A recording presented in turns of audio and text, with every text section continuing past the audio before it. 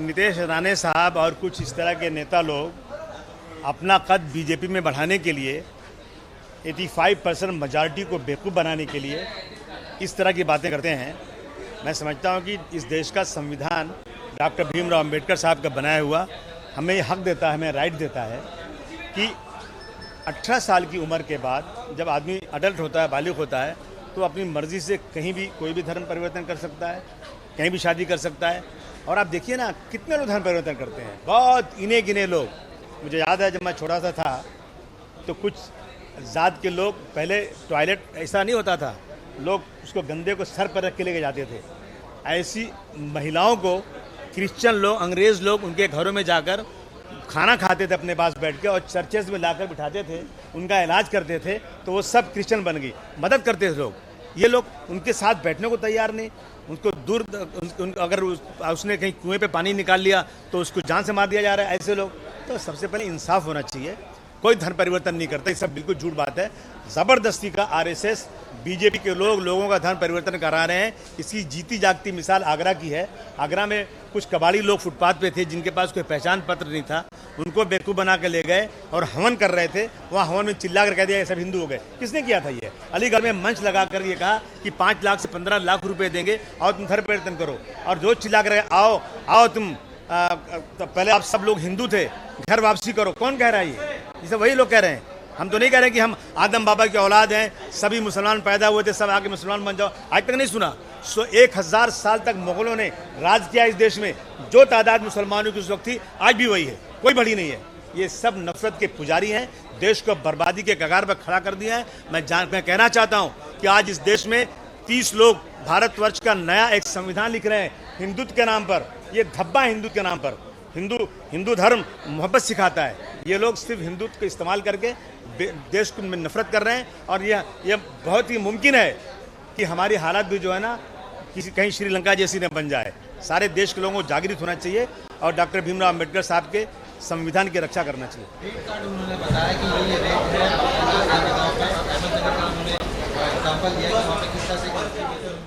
ऐसी मैं 1000 एग्जाम्पल दे दूंगा जहां मुसलमान लड़कियों पर जुल्म किया गया है, दे दूंगा। लेकिन हम ये सब नहीं करना चाहते। 18 साल की उम्र हो गई, उसकी मर्जी, जो चाहे करे वो। ये चीज़ें जो है ना बिल्कुल झूठ है। कोई रेट नहीं ऐसा, ये है, ये सब बेवकूफ़ बनाने की बातें हैं। रेट तो ये तय करते हैं। इन्होंने कहा था कि मैं 121 जोड़े इतने दिनों में बेटी बचाओ और बहू लाओ के नाम से मैं मुसलमानों की लड़कियों को लाकर मैं उसका धर्म परिवर्तन करूँगा। तो ऑन रिकॉर्ड है। लेकिन आज उसके पहले कहा गया कि ये जिहाद, लव जिहाद के नाम से संगठन बनाए। मेरी गारंटी है कि पूरे देश में अगर कोई लव जिहाद नाम से संगठन हो और कोई संगठन 50,000 रुपये, अच्छे कपड़े, चश्मा, मोटरसाइकिल देकर गैर मुस्लिम लड़कियों को मुसलमान बनाने की बात करती हो तो मैं गुलामी करने को तैयार हूँ। बिल्कुल झूठ है ये। एनआईए में केस हुआ था, एनआईए ने केस किया था केरल के अंदर, इंक्वायरी किया और कहा ऐसी कोई संगठन नहीं है। ये लोग नफरत के पुजारी हैं, ये लोग देश को बर्बाद करना चाहते हैं। राजा का बयान आया के मामले में। किसका? राजा ने जो बयान दिया था अरेस्ट किया जाता है, इसके बाद फिर उन्हें बेल दी जाती है। देखिए, अगर आप इस देश में देखेंगे ना, मैक्सिमम झगड़े जो होते हैं ना धर्म के नाम पर हो रहे हैं। कभी डॉक्टर भीमराव अंबेडकर साहब के पुतले पर किसी ने चप्पल के हाथ पहना दिया, किसी ने किसी देवी देवता के पास जाकर वहाँ कुछ मूर्ति चोरी कर लिया, किसी ने जो है देवी देवताओं को गाली दे दिया, किसी ने कुरान शरीफ फाड़ दिया।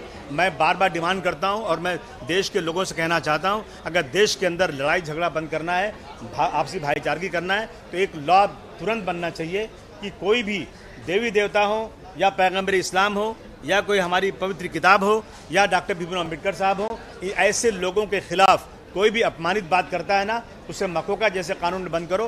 5 साल तक जमानत ना होने पाए। मैं गारंटी से कहता हूँ 80% पुलिस का काम बंद हो जाएगा और ये देश में शांति हो जाएगी। राज ठाकरेंनी काल नुपूर शर्मांचं समर्थन केलं।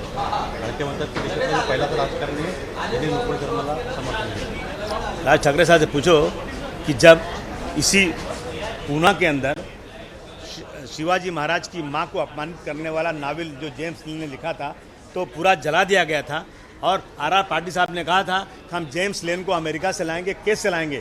तो राज ठाकरे साहब उस वक्त आपने क्या कहा था? जब बताइए मुझे आप। वो तो कोई देवी देवता भी नहीं, तो एक राजा की माँ के नाम कहा था। यहाँ पैगम्बर इस्लाम के बारे में कहा जा रहा है बात। तो आप लोग नफरत के पुजारी हो, आप सिर्फ हिंदुत्व के नाम पर लोगों को बेवकूफ़ बनाते हो। ऐसे लोगों की मुखालफत होना चाहिए।